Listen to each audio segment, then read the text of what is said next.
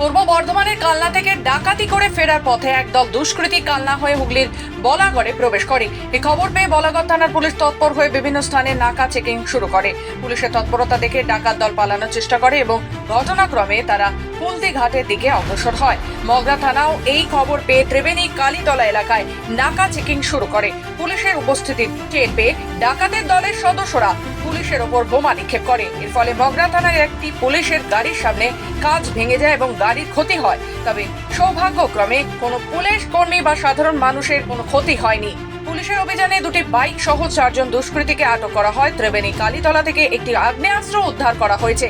ঘটনাস্থলে উপস্থিত হন হুগলি জেলা গ্রামীণ পুলিশের সুপার কামনা সেন, অতিরিক্ত police super Kalyan Sarkar, DSP crime Abhijit Sinha Mahapatra, CI Soumen Biswas সহ মগরা, বলাগড় এবং পান্ডুয়া থানার ওসি এবং বিশাল পুলিশ বাহিনী তাদের সমন্বিত প্রচেষ্টায় পরিস্থিতি নিয়ন্ত্রণে আসে এবং দুষ্কৃতীদের বিরুদ্ধে আইনি ব্যবস্থা গ্রহণের প্রক্রিয়া শুরু হয়। তো দুষ্কৃতীরা যাচ্ছিল আর কি, তো ওরা নাকা চেকিং সময় লাঠি গাড়িতে বম মেরেছিল আর কি। তো আমাদের পুলিশের খুব ভালো একটা ওরা মানে ব্রেভারির একটা দেখিয়েছে, খুব সাহস দেখিয়ে বেসিক্যালি দুটো বাইকে যারা যাচ্ছে, দুটো বাইকই ওখানে মানে পাওয়া গেছে। আর একজনকে ধরা গেছিলো ওই সময়টায়, তারপর আরেকজনকে ধরা গেছে। যাকে ধরা গেছে ওর সাথে একটা আর্মসও আমরা উদ্ধার করা হয়েছে।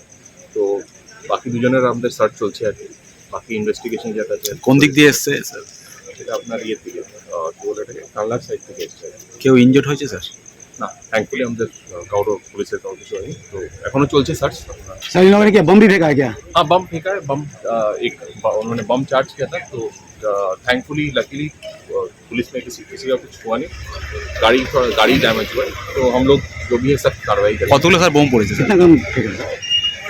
ये बोलना तो अभी मुश्किल। स्थानीय तो बोल रहा है 3-4 लगा। 3-4 बम। পূর্ব বর্ধমান থেকে সুমন বিশ্বাসের রিপোর্ট, খবর বাংলা।